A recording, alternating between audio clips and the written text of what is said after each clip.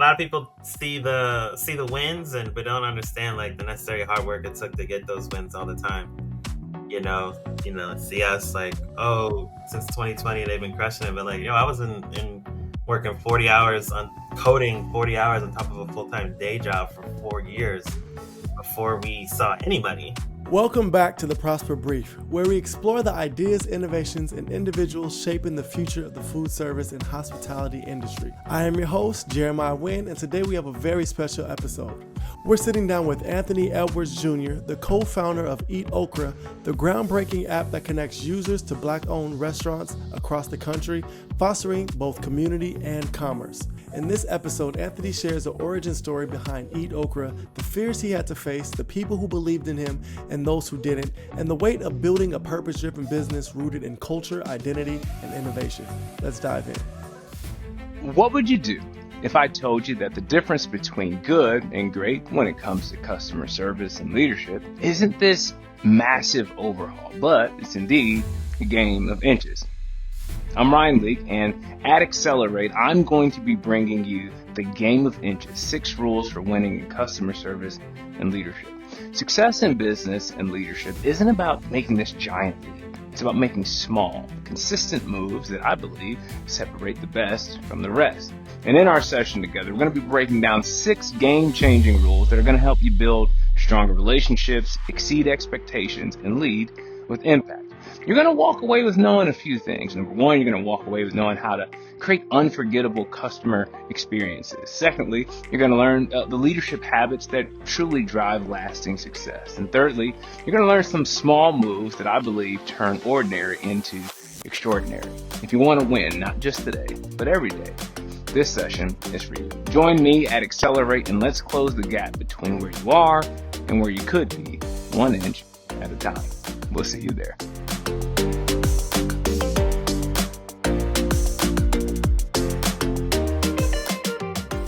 Anthony, man, it's so good to have you on here. How you doing? I'm good. Appreciate you having me. I've been listening to the pod, so definitely excited for my turn to Thank get you, on man. and spit some knowledge or wisdom or experiences, whatever it is we want to get out of today. I'm happy to share. No, I love it. One thing that I love about our format is that everything is theme-based. So we're really trying to get takeaways for the audience to implement into their own careers and their journeys and stuff like that. Mm-hmm. And with EatOkra, you guys have so much experience within the last, what has it been like? Almost 9-10 years almost, right? Yeah. EatOkra started in 2016. It was really, it's a hobby project turned passion project turned like, oh snap, we can make money doing this and just figuring that piece out. And then from there, like from 2020, it's when we incorporated, it's been off to the races, so we've gotten a lot of popularity and, really done things to help a lot of businesses across the country. So that's dope. Has it been easy for you to continue to allow it to be passion filled and passion driven, or once you turned it into a business, does it kind of complicate that? Business complicates it because it kind of takes me out of the creative. It took me out of the day-to-day things I was just normally used to. I'm tech forward kind of a person, so I'm a creator. My passion is to create and solve problems.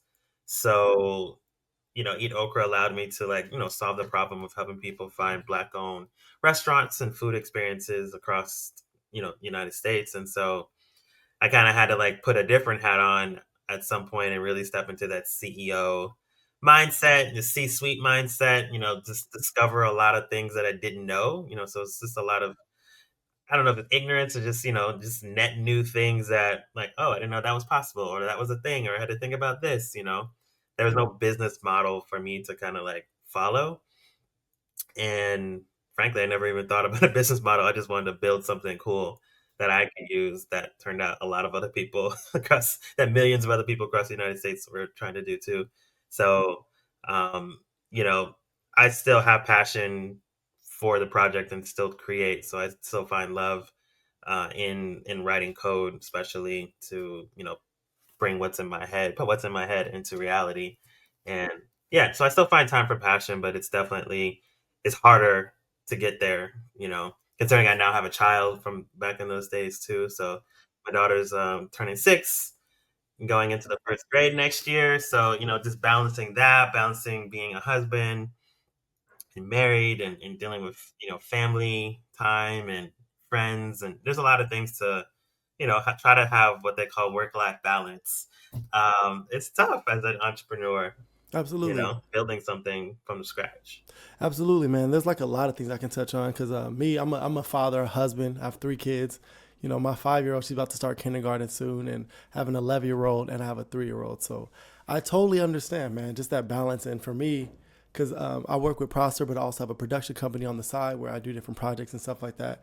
And it's always just being led by passion, you know. And I love that my job is creative. The fact that this is my job, working, talking to you, you know, podcasting, doing the video editing and all that stuff.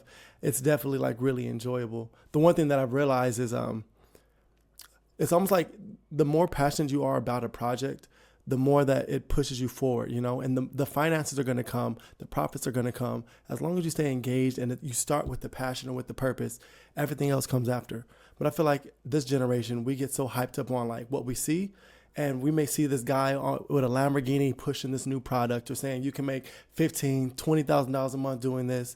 And when you lead off with the money, it kind of when the money is a passion, it doesn't work because the money doesn't come that fast. You know what I mean? Like Yeah. the passion can always be there. So it's dope that even with you being the CEO level at this point, you're still finding passion in the coding. Like I really love that, man. Yeah, no, I appreciate it. I mean, yeah, I mean, a lot of people see the wins and but don't understand like the necessary hard work it took to get those wins all the time. You know, see us like, oh, since 2020 they've been crushing it, but like, I was in working 40 hours on coding, 40 hours on top of a full-time day job for 4 years before we saw any money. So that I don't know. I think that knocks that that touch point you were talking about. I was building that. I was that coder um, in the basement, having my computer wherever I go. If I go to a family member's house or I'm going to a family cookout, I always have my computer with me. And if you know me, you know that it's always with me. I'm always ready to like knock something out, but and be productive. But yeah, I mean, it took a long time to get here. I You love know, that because that's the side of the story that a lot of people don't really understand. Because they think when you want to be an entrepreneur, that means I'm just going to be my own boss. I don't want to answer to nobody. I don't want no accountability. I'm ready to do me. But even with me, right? So I have a production company on the side. But like 2 years ago, I had my production company. I started it and I had a job at a church and I was Uber driving 12 hours a day. So 20 hours of my day was dedicated to other projects. And then I had like an hour and a half to 2 hours to edit a podcast, film, do this. And I was sleeping like an hour a day, literally. You yeah, know, so it was extremely exhausting and it was like a very tough season. But that's what it takes. And a lot of people, a lot of entrepreneurs, we're messing up ourselves because we put so much pressure on getting finances because we don't have a daytime job while we're getting our business up, you know? yeah. Having a daytime job, a 40-hour a week job, it actually does enable you to keep the focus of your personal business on the passion and the purpose of it and not, you know, choke the passion and force things to try to get money super quick, you know? Yeah, I mean, that definitely puts a lot of pressure on people. And it's really, I went full time when the role demanded me to go full time, and then and then gracefully at that time, the finances made sense too from what we were getting to EatOkra that I can now transition and still keep that same standard of living that we wanted, my wife and I wanted. So, but if you try to push that too early, or make decisions too early that just gonna like be like opt into too many subscriptions too early to fulfill your business rather than just sticking with like Excel sheets, or whatever. Just as an example, we buy all these services that it starts to like really like wear at you that repeat revenue that you keep having to give out versus like building things yourself that you can maintain. But yeah, I mean, what's meant for you is going to happen in time, and some things you just can't rush it, but you can rush it. Then it always just backfires. It always just like comes back because you weren't ready for that moment that you kind of forced yourself into, know? And so I've had to learn like, certain things that I've wanted to get recognition for or recognition at, um, or be on certain stages, they're just not meant for me yet. I'm not ready for those moments. even though I want it now, it'll happen. I'm not gonna force other people to cover me or really try to push my way. At some point you do need to like have a little bit more of push, but it also comes in time when you're ready for it. So, do you, with what you're doing, right, do you have milestones and how do you segment that? So, what's your 3 month goal? What's your 1 year goal? What's your 5 year goal? I'm not very great at having like a lot of I set milestones at the beginning of every year. We're trying to get to 1 million downloads, and we're trying to get to uh, about 50,000 monthly recurring users coming back to the platform. So we set milestones like that, and then also trying to set new people registering on EatOkra milestones. So we set them. We could definitely do a better job revisiting those milestones quarterly and monthly, but like I don't know, I'm an entrepreneur and I get just like a restaurant owner get tied up into like the day to day of the business that I don't get a chance to like look at the data all the time and be so focused, but trying to pull out of that. Yeah. Right. Because, I mean, how can you measure what's happening if you're not, being intentional with that stuff? Right.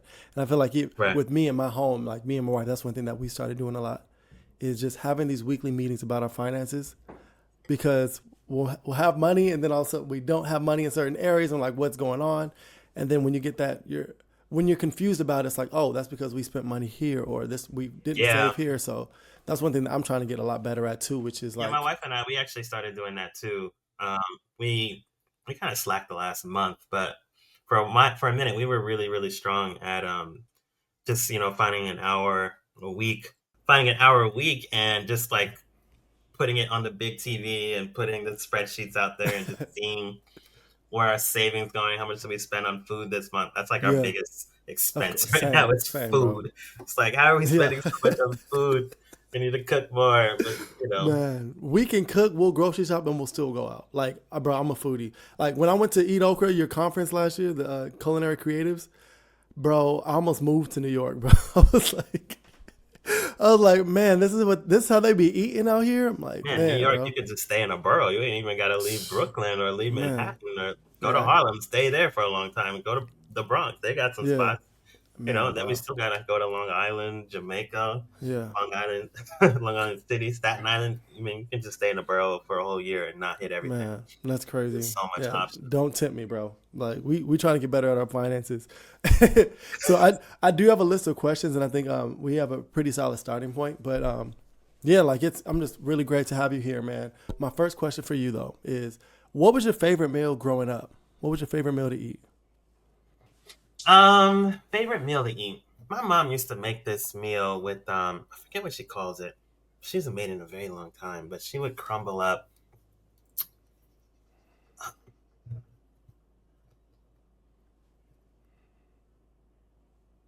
Man, it's gonna come to me. I'm really upset. I can't think of this meal. But I'm a pizza guy. Ultimately, Mm-hmm. I drive anywhere for pizza, good pizza, Okay. cheeseburgers. I'm a standard African American child. My grandmother, she made pastas, and I just grew up just hating pasta as a kid. Really? Yeah. Why? What kind of pasta was she making? It was like Chef Boyardee type stuff. Yeah. Yeah. I was, it's You know just a what? curse in my head, and I'm just not a fan of like ground beef and Yeah. pasta anymore. I can't judge you because we ate spaghetti every single week growing up. When I got married and moved out, I did not eat spaghetti for like 4 years. I was like, I am done with spaghetti, bro. Like, man, and yeah. So I get Yeah. it. So I don't know. I really didn't have a great like. I wouldn't consider myself a foodie. I think now I'm coming into like more of like being a Okay. foodie. Like 8 years into being into almost 10 years into being the founder of Eat Okra. I'm just now I think starting to consider myself a foodie. But I like good food. Like now I'm putting. My family didn't introduce us to Yeah. much stuff like things that I like now would be like olives. I like olives now. I like what's the small cabbages? The small cabbages. Yeah, the Um, Brussels sprouts. Brussels sprouts. Yeah, Yeah. I like Brussels sprouts cooked now. Yeah. I'm putting. now I feel like I'm an adult now. I'm putting Yeah, actual like toppings on my pizza outside of like veggies on my pizza outside of the normal meat yeah, pizzas. But like I go to this one spot here in Brooklyn, and we put literally almost whatever they have on the menu on the pizza. So there's like artichokes, there's peppers and yeah, onions and spinach, and it's just so yeah, good. Like I finally feel like, oh, these are what flavors are. yeah. And so It's we didn't so really have a lot of that kind of like cooking, a lot of soul food cooking, but yeah. um, wasn't really introduced to a lot of foods that I eat now. It's so interesting, and I kind of want to unpack that even before we get into our questions. I know we're like talking 15 minutes, but for me too, it was the same thing where it's like with I feel like with soul food, it's like we take basic things, season it up, make it taste really well. And for like, my wife, she's Mexican. I remember when I first met her, she made this dish for me called morisqueta, and all the things that she was using were like herbs, vegetables, like she only would ever use like ground pepper, right? No, not ground pepper. She would use like garlic salt and like some pepper. But all the flavors that they were used to enhance, like arugula, cilantro, like all those different things, it made all this dishes so flavorful. And I realized like it's interesting because I know like back in the slavery days, right? They gave us the worst piece of it, like the chicken. Nobody wanted the chicken. So we got the wings of the chicken, and that's how we ended up having fried chicken. Now it's taking on this whole new identity, especially since the '80s. But like for soul food, it literally was just let's work with what we got. So we do have like a lot of seasonings. So what, in your opinion, right? Especially what you're doing with Eat Okra, why do you think it is that Black people have like a more limited range of foods that we eat, especially growing up? Yeah, I think a lot of those reasons. We just grew up with our parents were cooking for us, and that was it. It wasn't much exploring. Price has a thing to do with it, and it's just not hasn't been our culture. Coming from, originating in Africa, coming to the South. It's just my family specifically. Growing up, and those things that you're talking about as just us being given the scraps and having to make delicacies out of them is really why we call the conference that you attended the Culinary Creatives Conference, because we've always had to be creative with our food when given the scraps. So yeah, I mean, we've come a long way in how we prepare our food and think about farm to table. So yeah, I mean, Okay, so let's get to these questions, bro, because I got a lot of questions that I want to get into, just as far as what our topic is going to be today. Okay, so so what sparked the initial idea for Eat Okra, and what personal need were you trying to solve? so the personal need I think is where we start with, and that was moving to New York City. My wife being from the Bronx, we moved in together to Brooklyn, and that's net new for both of us. So it was just, where do we find our people at? Where are they eating at? Where are the black owned restaurants? Where's the comfort food, familiar food that we grew up with? Outside of the main popular ones that everyone knows about and goes to. We wanted to find that corner spot that nobody's thinking about. So me coming fresh out of the army, so pretty much fresh out of the military, and going to school and getting my computer science degree at Fordham. Did some time at a coding boot camp, and then was working full time as a full stack engineer. I was just, always trying to build something. I was looking to build something that was really supposed to get me the next job, not become a CEO, but it was meant for me to just build something that I could use to leverage in my resume to get the next job. And so, my wife was like, "Why don't you build an app for us to find black-owned restaurants?" At the time, that really didn't exist. There might have been a few other players that had tried it. Not to my standard. Did I like the app that was built? And then, we had Yelp, we had Foursquare. None of them had specific tags or categories as black owned. So it was just hard to find a black owned business in those apps. And so, we went out. The model was pretty much set. I just really had to just build it in my own way, my own creative way, and have our own like, UX, UI, UX experience while doing it. And so Yeah, it was pretty easy. Once my wife said, you should build that, it was like, all right, off to the races. I gotta stop you, bro, because it's not easy. Like you're making all this sound super easy, but it's like super impressive that she could just say, "Hey, why don't you just create an app that allows you to do this?" And the fact that you're capable of doing it is like that's really impressive, bro. That's dope. Yeah, I mean, I never built a mobile app previous to that. So EatOkra is really my first stab at creating an app, and but I built it twice. I built it in two different languages and or frameworks, and the second one was just a better product than the first one. The first one was pretty solid too, though. I got some good thing, but it just didn't meet my standards. So redid it again, and just in time to get for everything to like really happen to Utokra after that. But yeah, no, it's definitely not easy. We were just talking about that 75% easy work. The last 25 is that hard part that's really going to try your patience and test if this is something you really should be doing, or like you have a passion to continue to do. And so luckily I had that passion and that grit, because there were times when I was trying to get this thing out the door, and I had to wait months, weeks, days, hours to like solve problems or wait for things to be updated, um, to get the full experience I was looking for. And so, I had to have a lot of aha moments to get it completely done, because there was a lot of like, there's no roadmap to really building a full app when you're trying to getting into the app stores and getting, all these things connected, and the maps got to work, and no network. What happens when there's no network connection? There's so many like things that you don't think about when you want to build something. It's just all those like those error handling, and that's like the worst part. Not everything is a happy path. It's the not happy path that cause the most headaches and sleepless nights. Absolutely. So I got to ask you. So my wife, right? So I make music, I produce, mix, write, rap, sing, master, everything. Right. Like she can leave me in this room, and then she'll have like I can have an EP out. So because of how like natural and how much work I've been putting in the last 15 years, to her it doesn't seem like it's a big deal, right? Because she's like, oh, like that's just what Luke does. So with you being able to create these apps and do this stuff, right? Like having that type of a skill set, are the people around you, do they really understand the depth of what you're doing, or is it more like, oh, that's nice, like do they get it? My tech buddies and gals get it. They understand the like what it takes to get out. So my more like closer friend group does, but I'd say my military friends probably don't understand.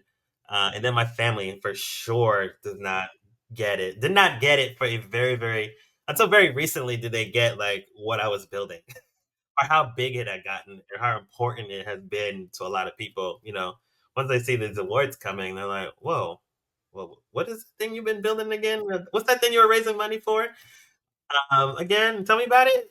So more and more they're like understanding the gravity of what's happened. How has their lack of understanding affected you in your drive? Hasn't affected me because That's good. hasn't affected me. I'm gonna do what I do anyways. Yeah, same. I'm the I see same exact way. I see. Yeah, I'm just built to like see my vision into fruition, and then Exactly.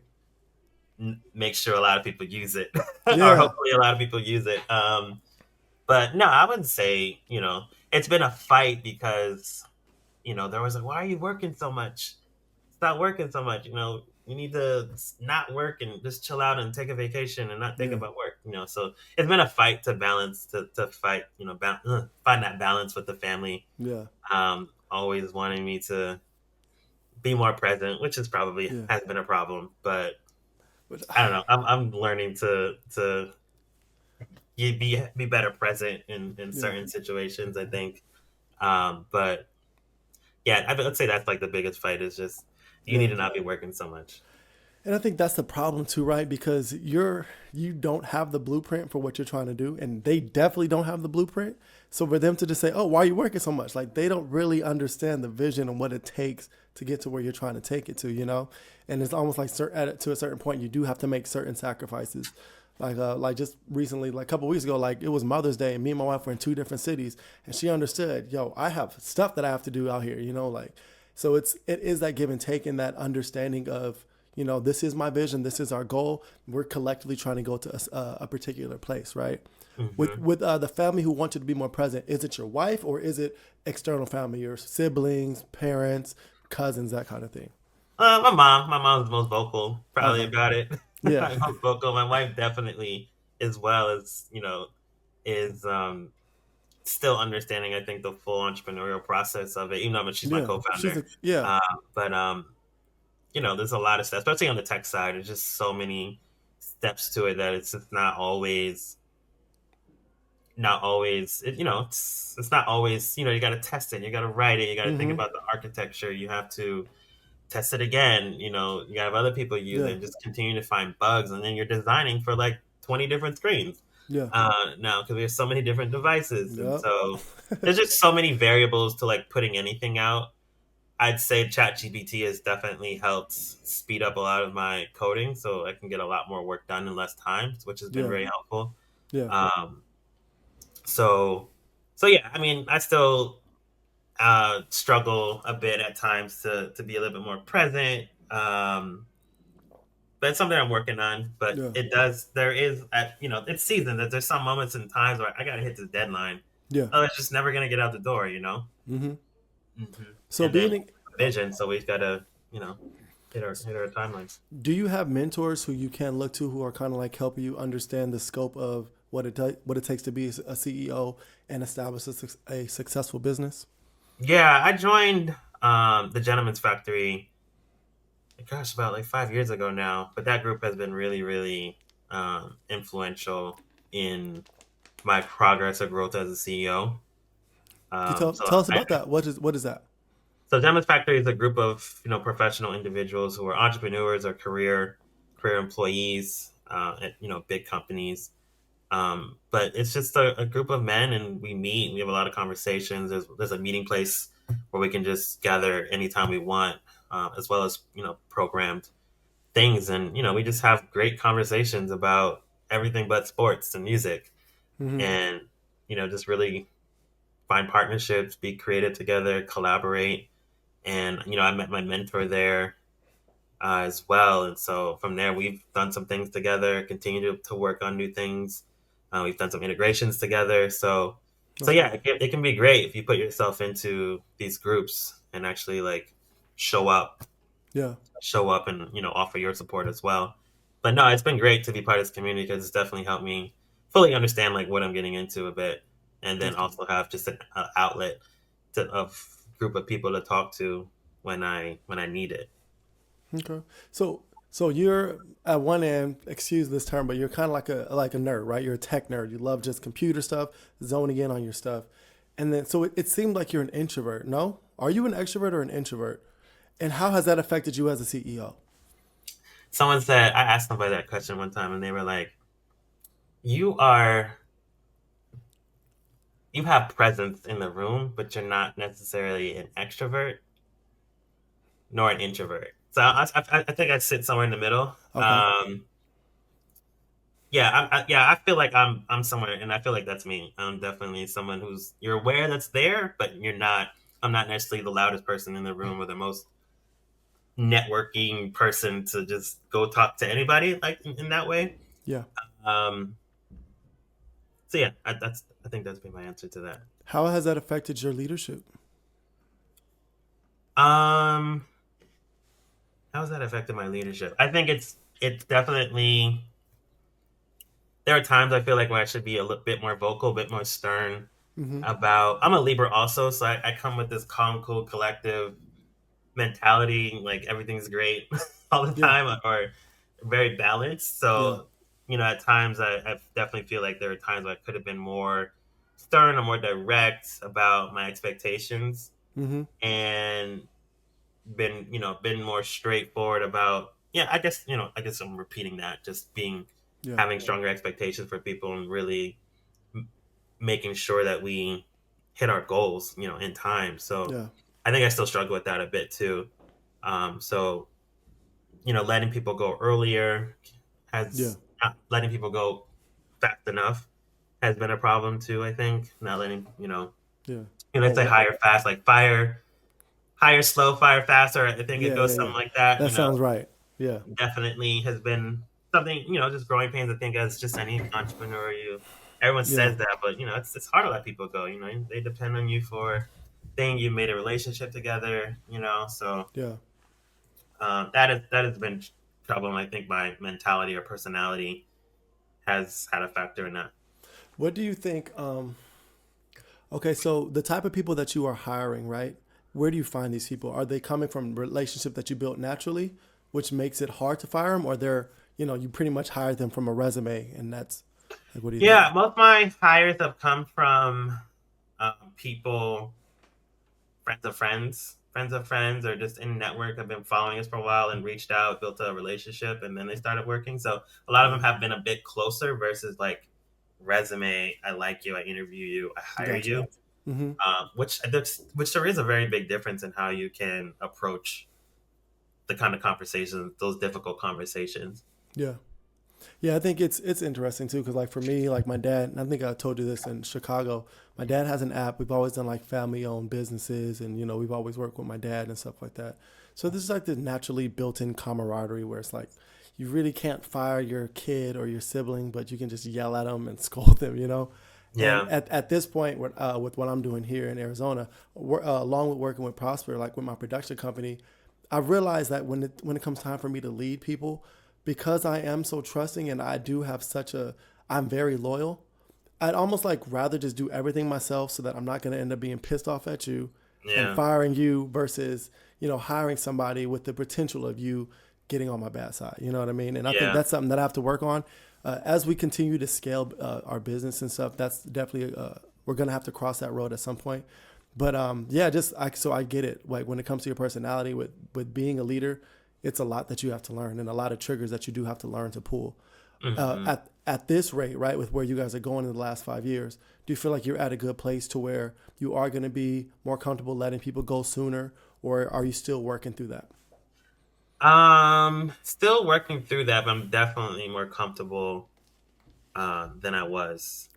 And I could see why, right? Because I'm sure the culture that you guys kind of want, like everything is about soul food, right? There's soul in it. There's heart. Like it's relational. So I can see that. So what kind of culture do you try to have in your workspace within Eat Okra that you kind of like would like to flow with?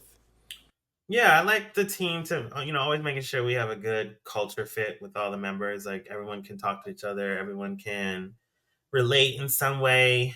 Um, Do you guys have like the core five? Whether it be purpose, vision, integrity. Like, do you guys have a list of different things that you guys kind of like can always go back to? yeah, I mean, we have a vision statement and our brand values and stuff like that. I wouldn't say we like go through it every week or month even.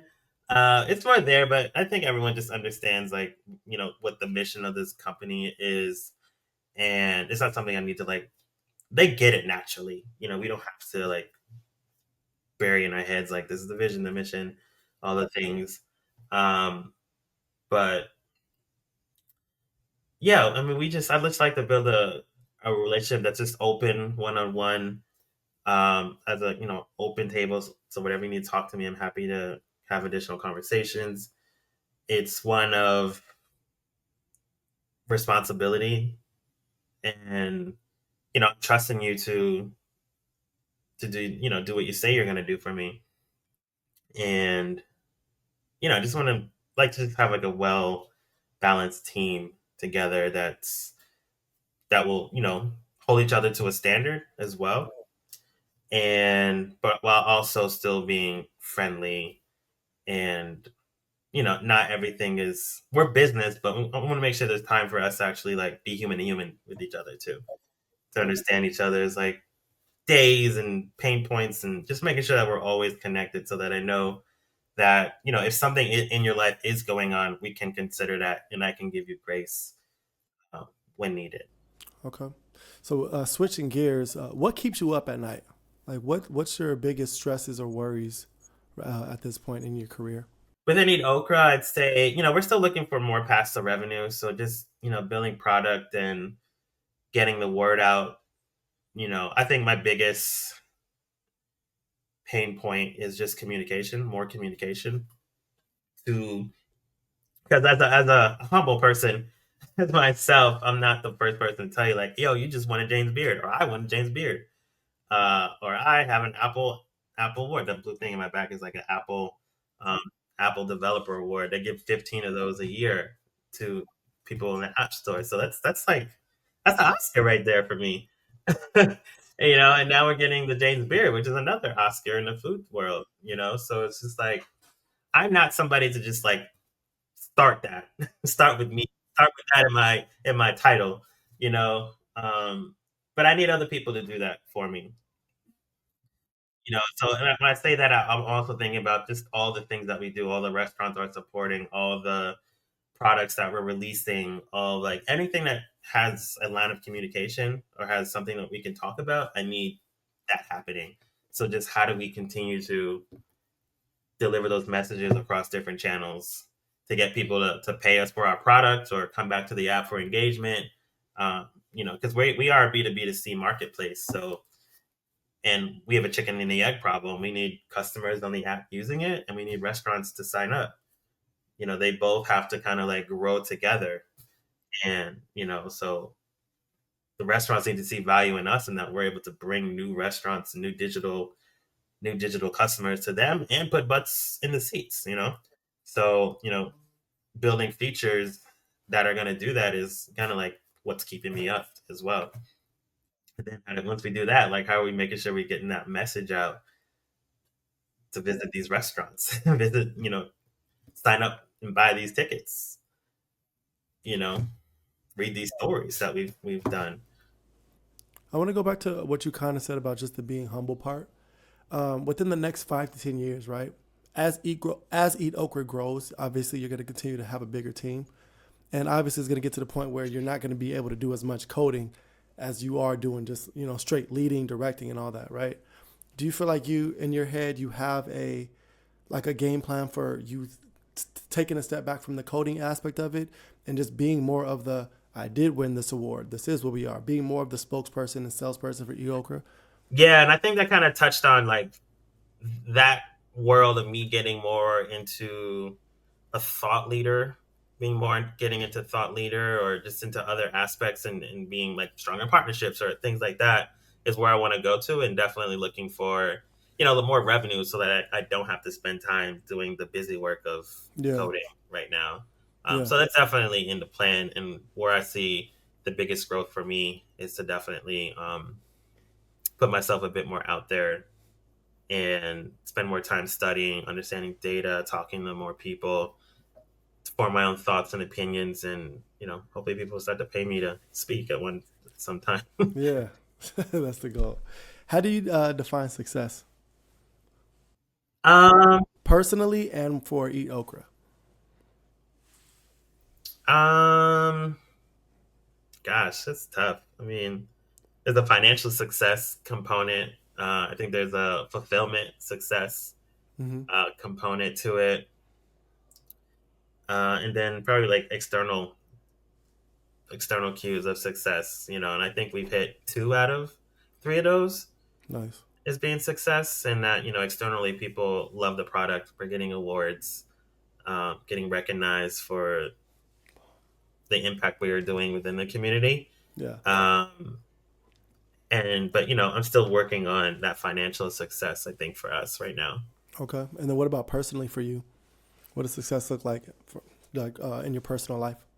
Um, I think success for a personal life is maintaining shelter, all the things for my family. We have a place to live, we have water, we have food, we can take trips and do things like that together.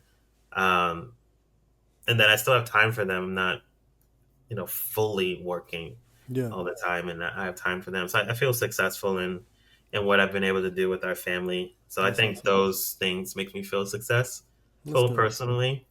And then personally, I feel like I've done a lot of stuff in my 40 years Yeah. on Earth. Having served in our military, been deployed to Iraq, Wow. um, served in the U.S.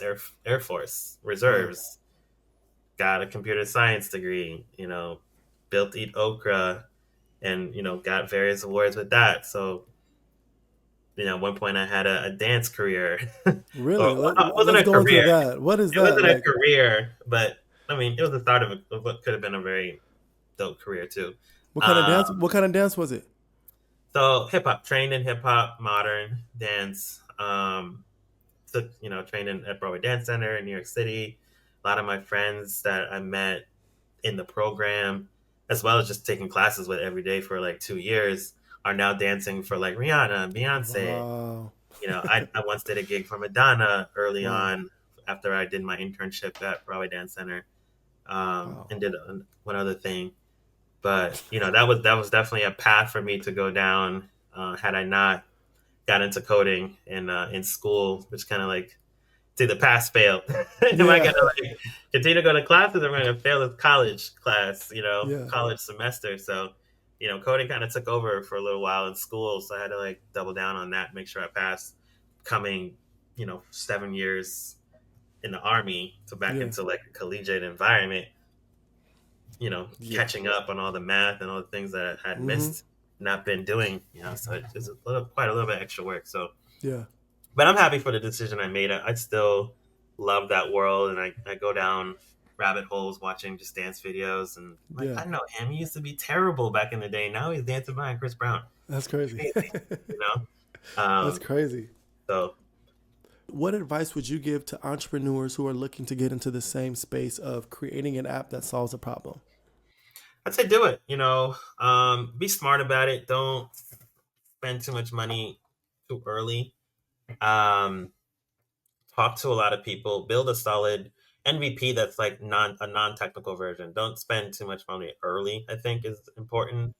Definitely spend the money on mock-ups and having a nice designer put it together is why I think people should spend more money early on, and just weigh the options. Like, do I really need an app, a mobile app first? I try to like talk people out of building apps because it is a continuous expense. There's maintenance involved in having an app. It is timely. It's not $3,000. It's 20. Starting at 20.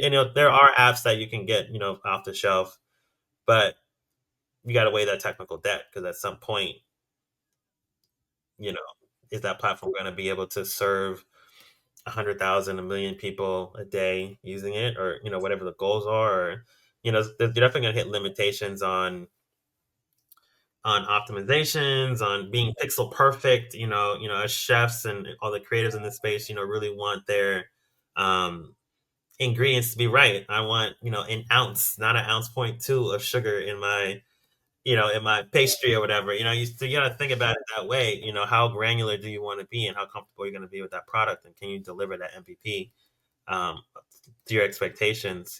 So weighing the pros and cons of where you start. Definitely have, if you're not technical, have somebody technical on your team that you can consult with, who can build it. But definitely do it. Go ahead and just try. I think everybody should try. So, since you've been working on this 9 years, has it kind of been beneficial of the growth because you do have the infrastructure to support where you're at? Because I know if the app just blows up overnight, right? Like we're talking about, if you get 2 million people who are using it, isn't there a lot more cost with just the servers and all that stuff? Like, what does that look like? Yeah, I mean, it's definitely, things do cost as more people come onto the platform. So now you're making a lot more API calls to external partners uh, that are giving you information or collecting information for you. So yeah, you definitely got to consider that. Yeah, and then definitely you need more servers to handle all the requests. So yeah, the price is linear as more people uh, join.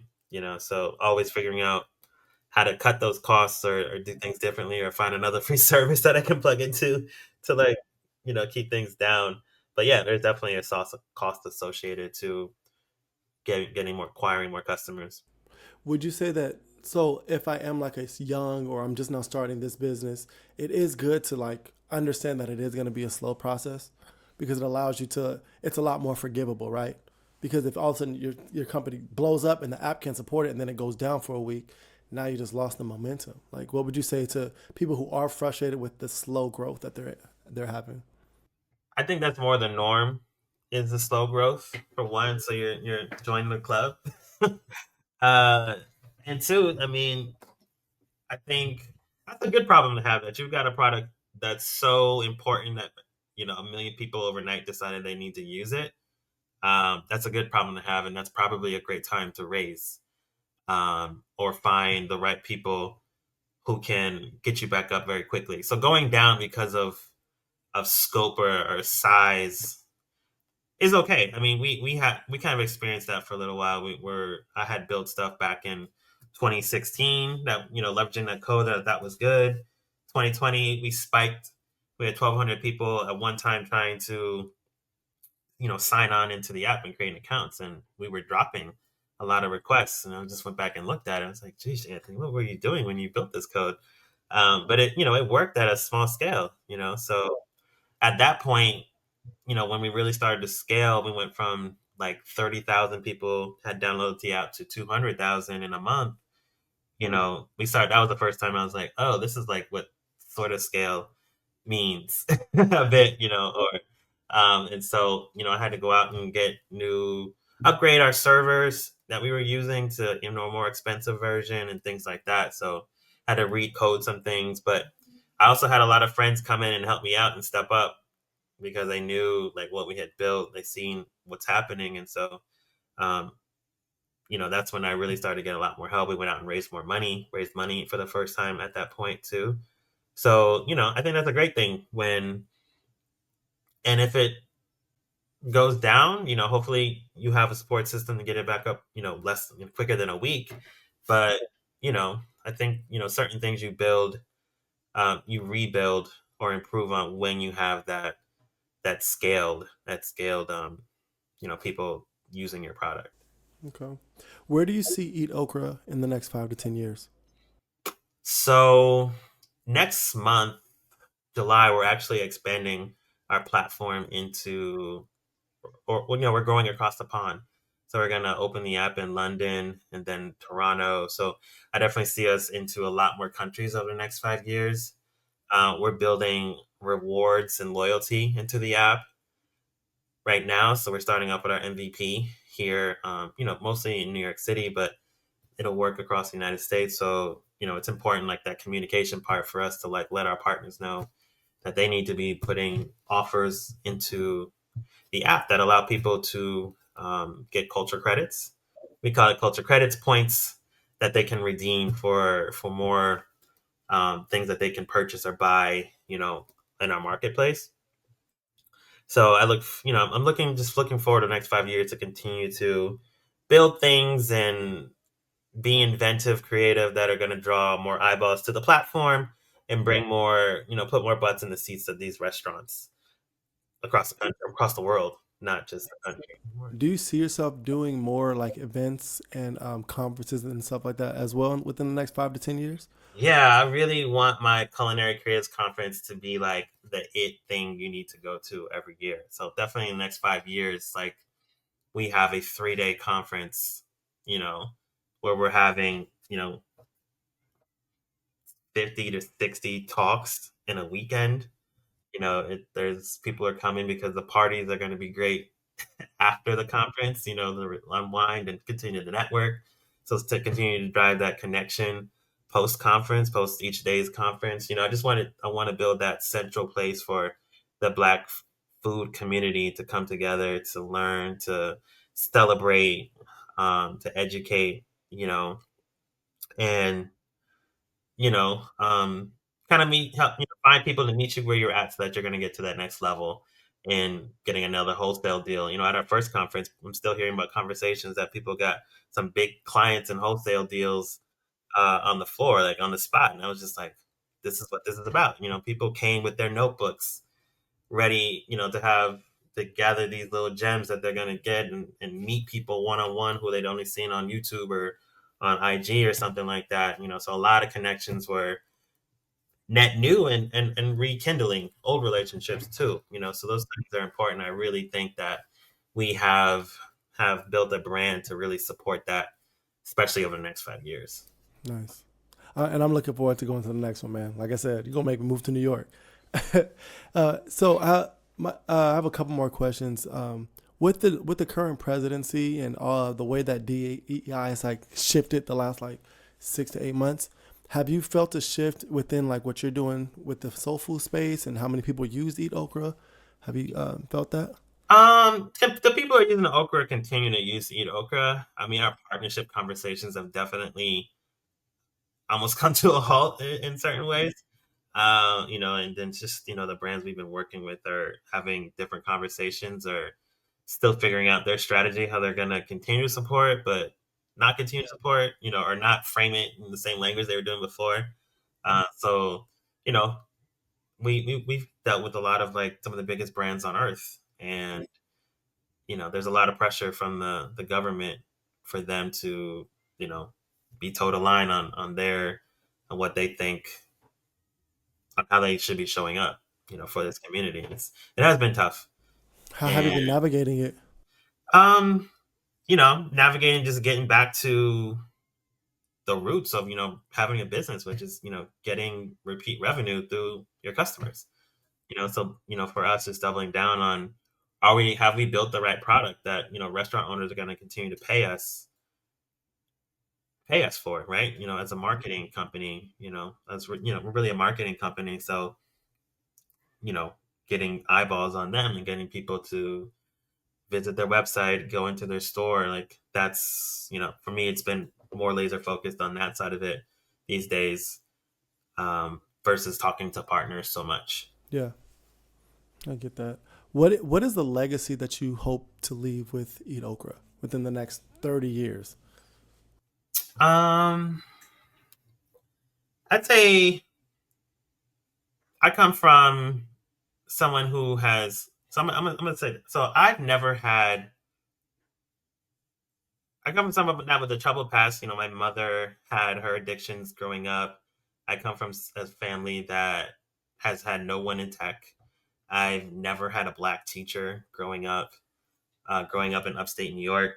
So I never really had like real role models that were black and in tech growing up. So I have one actually, but I never really understood what he did. But I knew he worked at IBM, and that was enough for me.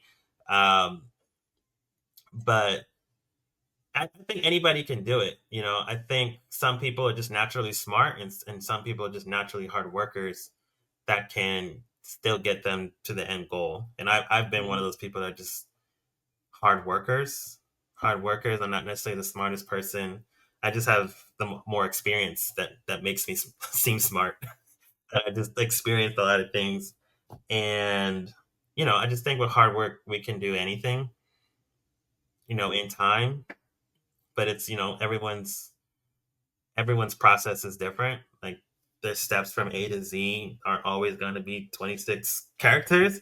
It might be 17 for some people to get there. So that's kind of how I think about it, and I just think everyone has their path and their process, but we all can all get to the same goal. Um, yeah. No, thank you, man. So Anthony Edwards Jr., thank you so much for being a part of the Prosper Brief, man. If you don't have the Eat Okra app, please download it. It's dope. I actually was looking at it this week, this morning before the call. And I'm like, cool. There's a couple spots I'm gonna hit up. But yeah, thank you so much, man. I appreciate you. Yeah, I appreciate you for having me. This is fun. Great conversation.